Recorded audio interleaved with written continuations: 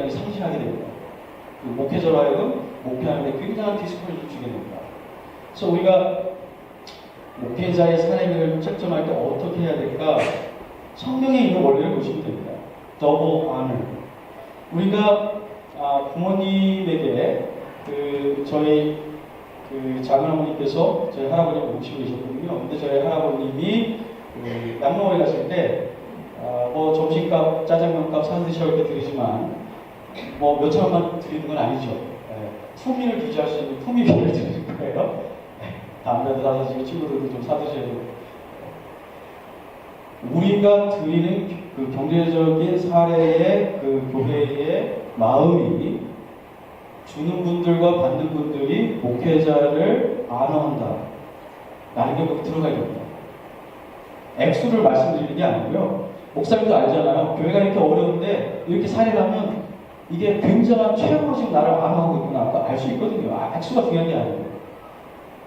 교회 성도님들도 이 정도면 돼 이게 아니고 그 목회자는 다스리는 권위가 있다고 했는데 디모데전서 3장에 보면 가정을 잘 다스리는 자, 가정을 다스리는 자. 그래서 교회에서 영적 압이라고 이렇게 바울이 얘기하고 있거든요. 우리가 우리 부모님들에게 그 인간으로서 존엄성을 지키고 명예롭게 살 수 있게끔 자식들이 돌봐야 될 이유가 있거든요. 마찬가지로 교회는 목회자가 부자를 만들라는 건 아닙니다. 그러나 목회자가 최소한 사람으로서의 디그니티와 그리고 교회의 헤드로서의 디그니티를 유지할 수 있도록은 해줘야 됩니다. 정할 수 없다면 그거 어떻게 하겠습니까? 그거는 목사님이 요구할 수 없죠. 그러나 나의 삶의 수준과 우리 교회의 중간식의 삶의 수준에 비추어 봤을 때 또 못 미친다면은 그거는 교회가 책임이 있는 것입니다. 책임이 있는 겁니다. 우리는 우리 자녀에게 레슨을 가르치고 아무리 어려워도 그렇게 해야 된다고 생각하는데 목회자의 자녀는 그렇게 하든 말든 상관없다. 그건 잘못된 겁니다. 예를 들어서 제 자녀가 나중에 취업을 해서 어떤 직장에 갔는데 underpaid가 된다면 저는 제 자녀에게 직장을 바꾸라고 할 것입니다. 비전이 없으니까. underpaid 해보셨어요? 우리 여기 다 직장 생활하니까 월급 저도 월급 받거든요. underpaid가 되면 기분이 굉장히 좋지 않습니다. 그 직장이 나를 귀중하게 생각하는 게 아니거든요. underpaid. 그런데 교회에서 간혹 어떤 교회들이 가끔씩 그렇게 하실 때가 있으세요. 근데 그것을 지금 바울이 그렇게 하지 말라고 얘기하고 있습니다. 교회의 당연한 의무예요. 우선 이것은 프리빌리지가 아니고요. 듀리예요. 듀리. 내가 페이버 주는 게 아닙니다. 교회가. 목사님에게. 당연히 교회가 목회자의 삶을 어디 가서 부끄럽지 않게. 왜 우리 목사님들이 그렇게 쪼잔할까? 아버지도 그러셨어요. 어디 가서 친구를 밥을 사주지 못하는 거예요. 왜요? 자식도 밥을 못 사주는데 자기 친구가 어떻게 밥을 사줘요? 친구가 오면. 우리 아버지도 친구 왔을 때 여관에 한번 못 들어가셨어요. 우리 그 좁은 방에 그냥 다 쌌어요. 그러니까 그렇게 하시면 안 되는 거예요. 우리 목회자가 어디에 가서 신학생들도 가난한 신학생이 오면 격려도 하고 선교사가 오면 헌금도 할 수 있어야지. 너무 이렇게 부끄럽게 하는 분은 그 교회가 부끄러운 겁니다. 사실. 제가 우리 성도님들 중에 다견은 아니지만 혹시 그렇게 생각하는 분들이 계실까봐 목사님이 사회가 좀 올라가면 타락하지 않을까? 그런 걱정하지 마세요. 왜냐하면 여러분들도 그런 걱정 안 하시잖아요. 주님 나에게 아브라함과 같이 복을 주시옵소서. 주님 헌신하겠습니다. 타락할 거라고 생각 안 하시잖아요. 그럼 하물며 목사님이 뭐 그거 갖고 타락하시겠어요? 목사님이 이 재정에서 헌금하는 거 보세요. 여러분들 아시잖아요, 집사님들. 목사님들이 퍼센테이지는 아마 제일 많이 하시고 저희 아버지는 제일 많이 하셨어요. 퍼센테이지로. 액수는 적었죠. 목회자니까. 그렇지만 퍼센테이지로는 제일 많이 하셔요.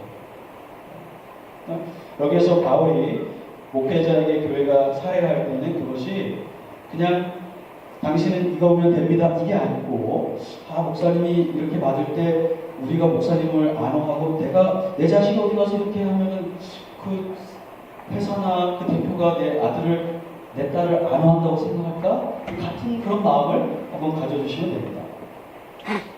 뭐 이야기가 좀 약간 빗나갔지만 우리 재직회 세미나니까 우리 재직회가 좀 알아주시면 좋겠습니다. 목사님들의 자격에서 한 가지만 제가 외람되신 우리 목사님들 여기 계시지만 한 가지 꼭 짚고 넘어가고자 합니다. 그 이유는 현재 우리 목사님들 때문이 아니라 우리 목사님들이 앞으로 은퇴하시게 되거나 그렇게 될 때에 이제 여러분들 중에 혹시 새로운 목사님을 뽑으셔야 되는 그 재직들이 계시기 때문에 제가 말씀을 드립니다. 그 자격 중에 하나가 넘어가 보겠습니다. 넘어가 주세요. 넘어가겠습니다. 그 다음에요. 예, 여기에 보면은 이제 한 아내의 남편이 된다 이렇게 얘기하고 있고요. 그 다음에 여자가 목사가 될 수 없다 이렇게 얘기하고 있습니다. 제가 그 여자분이 목사가 될 수 없는 것에 대해서는 시간이 되면 좋겠지만 좀 이렇게 제 노트가 있으니까 나중에 보기로 하시고요. 디모데전서 2장에 이미 여러분들이 목사님을 통해서 설교를 다 들으셨을 겁니다. 디모데전서 2장에 보면 12절에 여자의 가르치는 것과 남자의 주관하는 것을 허락지 아니하니 오직 종용할지니라. 이는 아담이 먼저 지음을 받고 이와가 그 후며 아담이 꾀임을 보지 아니하였고 여자가 꾀임을 보아 죄에 빠졌습니다. 여기 지금 공예배에 대해서 얘기하고 있습니다. 바울이 그 공예배의 질서에 대해서 얘기하고 있습니다. 그 공예배의 질서에 대해서 얘기하면서 교회의 직분자들에 대해서도 얘기하고 있습니다. 여기서 여자가 종용해야 된다는 말은 아무 말도 교회에서 할 수 없다는 게 아니고요. 여자분들이 간증도 하고 기도도 할 수 있습니다. 그러나 공예배에서 남자 어른을 주관으로 해서 가르치는 것, 권위를 행사하는 것, 그 두 가지를 허락할 수 없다고 얘기하고 있습니다. 그런데 목회자의 가장 중요한 기능이 제가 뭐라고 말씀드렸죠? 설교하고 가르치는 게 핵심입니다. 근데 바울은 지금 여자에게는 그 남자 목회자에게 허락된 것을 하도록 허락할 수 없다라고 얘기하고 있습니다. 여자가 가르칠 수 있습니다. 여자가 개인적으로 또 부족한 어떤 부분을 가르칠 수 있습니다. 아볼로와 브리스길라도 팀을 되어서 혼자가 아니고요. 부부가 팀이 되어서 아볼로에게 성경을 가르쳐주고 있습니다. 바울은 나이가 많으신 과부들이 젊은 여자들을 교회에서 가르치라고 얘기하고 있습니다. 여자가 여자를 가르치면 전혀 문제가 되지 않습니다. 여자가 어린아이들과 청소년들을 가르칠 수 있습니다. 그러나 바울은 여기에서 성인 남자들 대상으로 설교하고 권위를 행사하는 위치에 갈 수 없다 이렇게 얘기하고 있습니다. 그래서 우리 침례교회에서는 역사적으로 안수 집사에 한해서는 여자를 뽑지 않은 이유가 여기에 있습니다. 그리고 최근에 어떤 여성 해방의 운동도 받았고 해서 그렇게 하는 분들도 있지만 전통적으로는 우리가 400년 동안 안수 집사는 여자를 뽑지 않은 이유가 거기에 있습니다. 왜냐하면 안수 집사님들이 교회에서 남자를 가르치고 목사님과 함께 팀이 되어서 보조지만 가르치는 역할과 권위를 행사하는 경우가 불가피하게 있기 때문에 그래서 여자 안수 집사를 안수를 주고 뽑지 않는 이유가 여기에 있습니다. 그 이유가 19절에 보니까 아담이 먼저 지음을 받고 이와가 하와가 그 이유다. 그래서 아담의 머리됨에 대해서 얘기하고 있습니다. 하나님이 하와가 부족해서가 아니라 하나님이 창조시에 머리로 먼저 지으셨고 이름을 부르게 하셨습니다. 이 이름을 부르는 것은 이 권위가 있는 것입니다. 제 이름은 저희 그 할아버님이 지으셨고 또 저희 그 자식들의 이름은 저희 아버님이 지으셨습니다. 저희 아버님이 저희 자식들의 이름을 지으셨을 때 제가 좀 마음에 안 들었습니다. 그래서 바꾸려고 했는데 저희 아버지가 안 된다고 그러시더라고요. 내 이름도, 네 이름도 내가 못했고 할아버지가 하셨는데 네 자식들은 내가 한다 그래서 제가 이름을 못했습니다. 그게 전통의 한국의 그 문화죠. 왜 그럴까요? 이 이름을 짓는 건 권위거든요. 이 집안의 뿌리가 어디 있는지. 그래서 아담이 동물의 이름만 지은 게 아니라 누가 이름도 지었죠? 하와 이름도 지었거든요. 내 뼈 중에 뼈 내 삶의 살이다. 그래서 하와는 하나님께서 내 남편이 내 머리구나 라는 것을 알도록 하나님이 하신 것입니다. 그렇기 때문에 바울은 교회 안에서 하나님이 지은 창조 질서가 어지럽지 않도록 뒤바뀌어지지 않도록 창조 질서가 교회에서 유지되도록 하기 위해서 그렇게 했던 것입니다. 물론 거기에 또 다른 이유가 있지만 제가 넘어가도록 그렇게 하겠습니다. 또 한 가지 건강한 가정생활이었는데 한 아내의 남편이 된다 이렇게 되었습니다. 그래서 일부 다처자의 남자는 목사가 될 수 없고 또 가늠이 아닌 다른 이유에서 이혼한 후 재혼한 남자는 목사가 될 수 없습니다. 저의 분명한 성경적인 확신입니다. 목회자 중에 이혼을 했습니다. 근데 배우자가 가늠한 게 아닙니다. 그냥 싫어서 이혼했어요. 그런 분들 계시거든요. 제가 아는 분도 제 인생 가운데 한 분이 그런 분이 계세요. 재혼을 하셨어요. 지금 뭐 목회 활동을 하세요. 근데 성경적이지 않습니다. 왜냐하면 가능하지 않은 이유 외에 이혼을 하고 다른 사람과 재혼을 하게 되면 성경에서는 그것을 또한 간음이라고 얘기하고 있습니다. 목회자가 그래서는 안 된다고 성경은 얘기하고 있습니다. 한 아내의 남편이 된다는 건 재혼할 수 없다는 게 아니고요. 사모님이 소천하시거나 또는 아내가 어떤 불미스러운 일 때문에 불가피하게 헤어졌거나 그런 경우를 빼고 빼고서는 한 아내로 하나님의 남편이 되어야 된다고 얘기하고 있습니다. 그래서 제가 저희 학교에서 이혼을 하고 온 신학생들에게는 목사 안수를 받지 말도록 제가 권면하고 있습니다. 꼭 목사 안수를 받아야 네가 하나님을 섬길 수 있는 게 아니다. 집사로서도 하나님을 섬길 수 있고 다른 여러 가지 길이 있으니까 그 길을 찾도록 이렇게 권면하고 있습니다. 제가 여기 우리 목사님들의 뭐 기능들이나 이런 것들은 다 말씀드릴 필요가 없고요. 3페이지 목회자의 바른 치리 그거 볼까요? 목회자의 바른 치리요.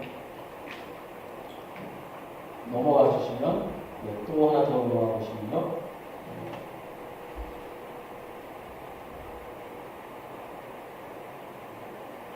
목회자의 그 바른 치리가 여기에 성경에 있고요. 또 디모데전서 1장 7절에 보면 잘 다스린다고 했는데요. 잘 다스린다는 건 매니저입니다. 영어로. 그래서 이 교회에서 행정의 최고 책임자가 목회자입니다. 다시 말씀드리면 우리 집사님들과 안수 집사님들과 목회자님들이 재직들과 목회자님들이 회의를 하셔서 교회 회중에게 제안할 것들과 또는 결정해야 될 것을 상의하시지만 우리 안수 집사님들이나 어떤 부서에서 행정적인 중요한 결정을 내릴 때는 그 교회 최종적인 행정 책임자인 목사님에게 미리 말씀을 드려야 됩니다. 목사님을 서프라이즈 시키시면 안 돼요. 예를 들어서 목사님도 모르게 교회 피아노가 이게 굉장히 비싼 거거든요. 몇천 불짜리가 바뀐다든지 목사님도 모르게 파킹날 위치가 바뀐다든지 그런 일이 없겠지만 간혹 가다가 재정을 맡고 계신 분들이 중요한 그 굉장히 큰 재정의 부분을 목회자와 상의하지 않고 일방적으로 목회자에게 통보하고 우리 이제부터 어디 선교하기로 했습니다. 매달 얼마씩 선교하기로 했습니다. 그런 경우가 저희 아버님 목회할 때도 간혹 있으셨어요. 그거 성경적이지 않습니다. 왜냐하면 목회자가 헌금 일일이 계수하지는 않으시지만 목회자가 교회 행정 전반의 최종적인 책임자예요. 여러분 우리가 어디 가서 일할 때 매니저도 알지 모르게 우리가 교회 비즈니스를 바꿔버리면 어떻게 될까요? 큰일 나죠. 매니저와 상의해야죠. 교회에는 최종적으로 행정의 매니저가 목사님이에요. 목사님. 그렇기 때문에 여러분들이 무슨 부서에서 중요한 결정 이것이 그리고 교회에 재정적으로나 영적으로나 굉장히 큰 여파가 갈 경우에는 반드시 목사님과 최종 결정 내리기 전에 상의를 하셔야 됩니다. 나중에 사업 홍보를 하는 것이 아니에요.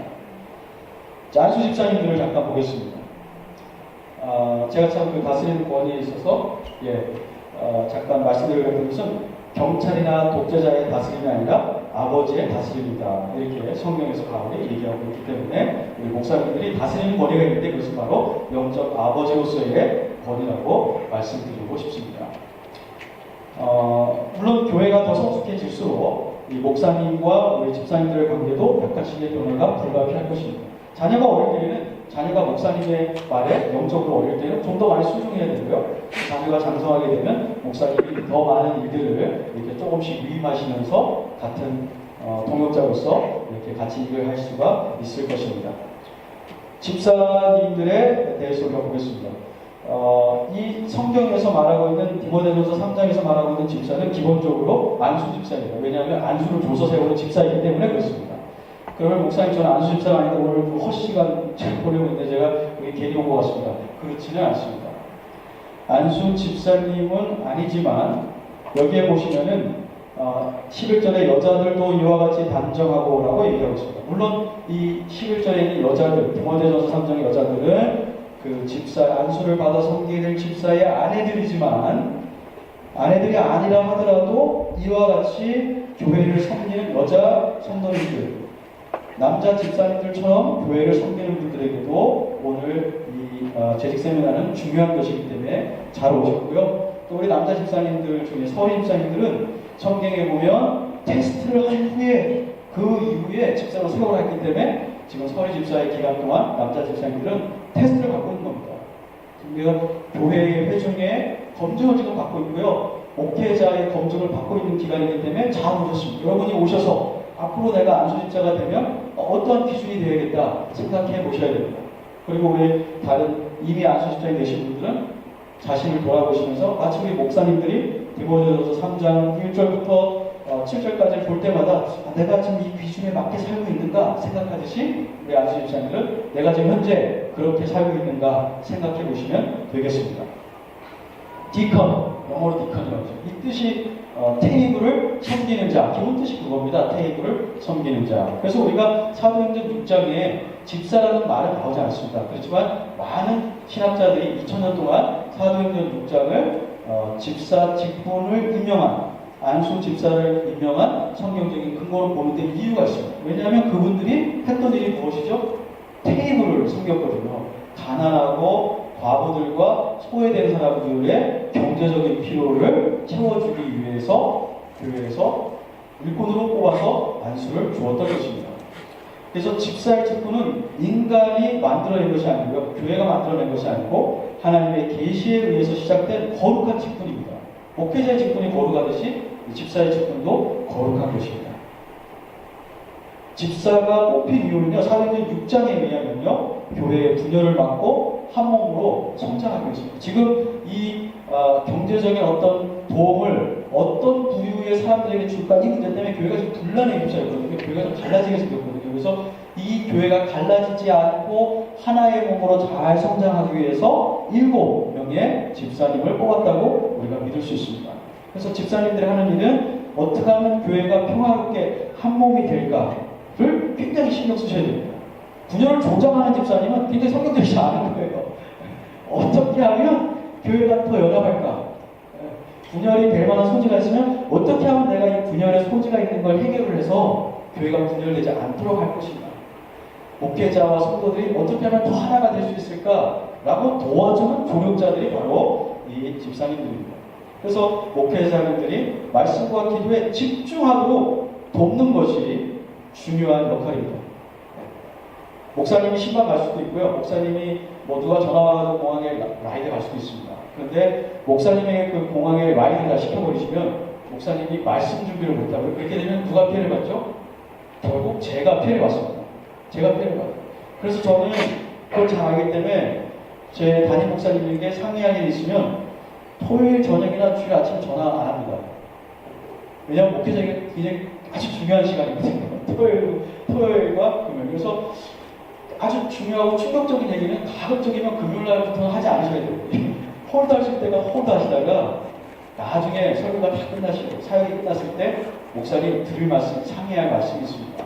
그 전에 이머전치라면 얘기를 해야 되겠지만 여러분이 집사님들이, 안수 집사님들이 이걸 컨트롤해서 홀드 할 수 있다면 목회자의 목회 사역이 끝난 다음에 가져오시는 게 제일 좋습니다. 이거는 성경이 말하는 게 아니고요. 목회자의 아들로 자라고 제가 평생 봐오니까 알겠는 거예요. 아버지가 막 설교 준비하는데 집사님 전화해가지고 막 교회 큰 문제 모르고 있었는데 그걸 다 터뜨리면 아버지가 설교 준비를 못 하시더라고요. 기도를 하시는데 집중을 못 하시는 거예요. 설교에. 근데 다른 사람이 피해를 많이 봐요. 목회자가 설교를 집중을 못 합니다. 그러니까 우리 집사님들은 교회에 혹시 어려움이 있어도 목회자의 귀에 들어가기 전에 해결될 수 있다면 해결을 하시고 해결이 안 되면 수요일, 화요일 괜찮지만 금요일 저녁 토요일부터는 조금 홈타세요. 그리고 주일날 오래 목사님과 만나시면 좋겠습니다. 목회자뿐만 아니라 하나님이 세우신 집사를 부당하게 반대한 것은 하나님이 기뻐하는 것이 아닙니다. 이것은 이제 우리 목사님들이 지켜주셔야죠. 그래서 교인들이 함부로 교회가 세운 안수 집사님들이나 다른 집사님들을 폄하하거나 무시하거나 하지 않도록 그 집사님들의 권위를 세워주시고 보호해주시는 것이 필요하다고 믿습니다. 목회자의 경우와 마찬가지로 어떤 특정 집사님의 잘못된 삶과 사역으로 인해 전체 집사 직무의 신성함과 성서적 역할이 무시되거나 사라져서는 안 되겠습니다. 요즘 그 가정교회 하는 분들이 성경적인 집사의 기능을 거의 이렇게 무시하고 있다고 저는 생각합니다.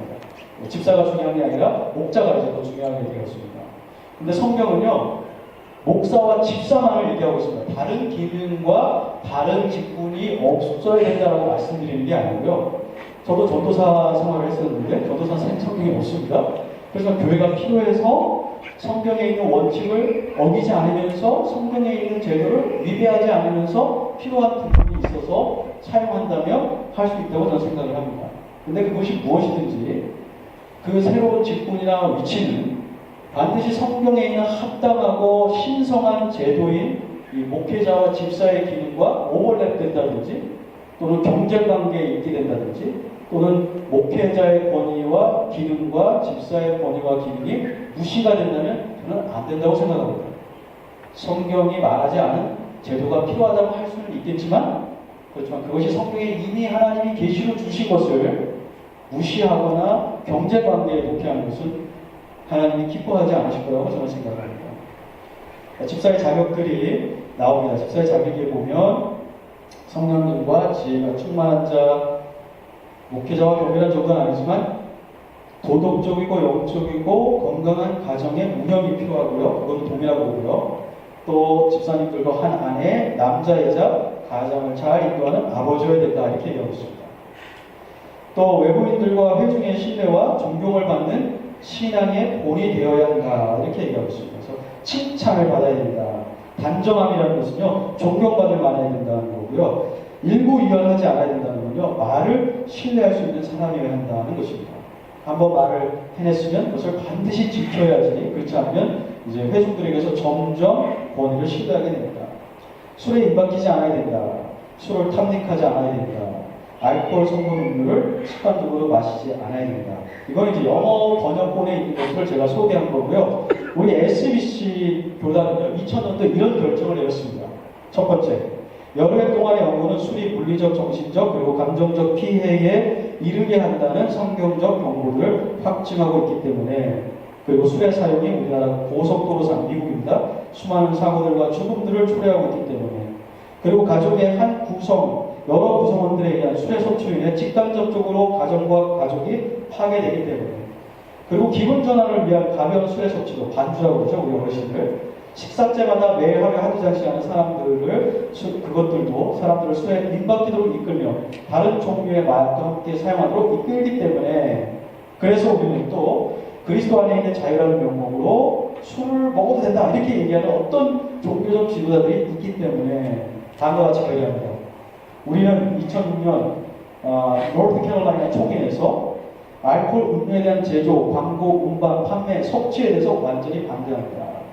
그래서 미국 남침대교에서는 이 술을 판매하거나 술을 제조하는 분들은 교회 리더십을 세우지 않습니다. 술을 먹는 건 당연하고 거기에 관련되어 있는 분들. 우리는 알코올 음료를 섭취하는 그 누구도 남침대교 이사나 직원으로 선출돼서는 안 된다고 결의합니다. 우리는 남침대교인들이 우리 사회와 국가에서 알코올 사용을 제한하는 법 제정에 적극적으로 동조할 것을 촉구합니다.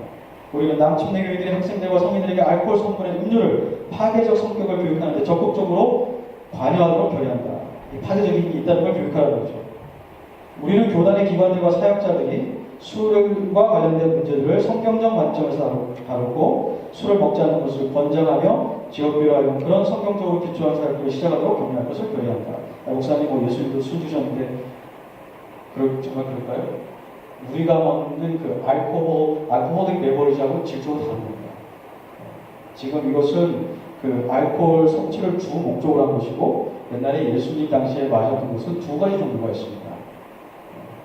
그것이 발효된 것과 발효되지 않은 것 두 가지가 있습니다. 그래서 예수님이 일반 당시에 1세기의 사람들이 일반적인 음료로 마셨던 것은 대부분 발효되지 않은 그렇게 숫기가 많지 않은 것들이었습니다.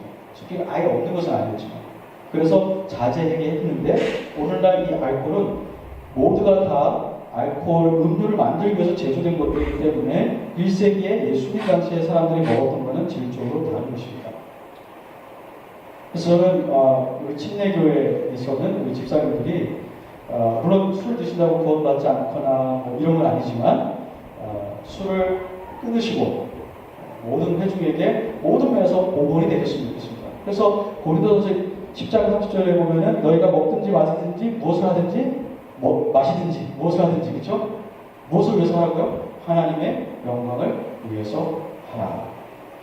제가 술을 마심으로 인해서 누군가가 청년 중에 유스 아이들 중에 아이고 우리 집사님도 술 한두 잔 하시는데 그게 어때? 하고 마셨다가 생명을 잃는 경우가 있다는 것입니다.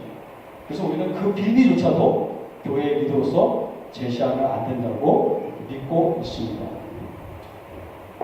디모데전서 3장 8절 본에 있어서 정직해야 된다. 그것은 집사님들이 교회 재정을 관리해왔기 때문에 그렇다고 믿고 있습니다.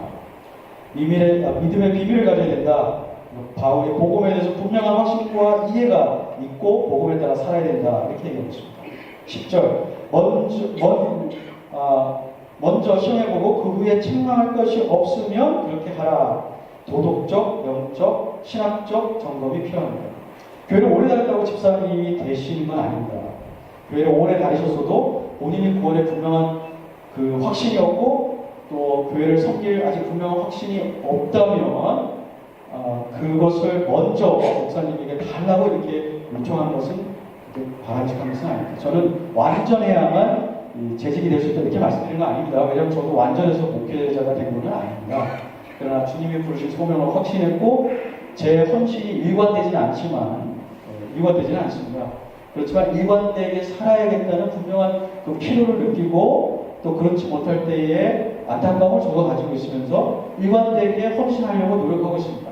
그런 것이 최소한 있다면 집사의 직분을 감당할 수 있겠지만 본인이 생각해도 구원의 확신이 없고 그런 헌신이 안 되는데 체면 때문에 그것을 추구하는 것은 굉장히 위험합니다. 왜냐하면 그렇게 됐을 경우에 다른 사람들이 집사에게 요구하는 기준들이 높기 때문에 그 기준에 이르지 못하는 삶을 살면 본인도 힘들고 교회도 힘들어지게 됩니다. 그래서 집사로서 헌신하는 분들은 상당한 성경에서 어떤 정도 수준의 높은 기준을 요구하고 있다는 것을 이해하셔야 합니다.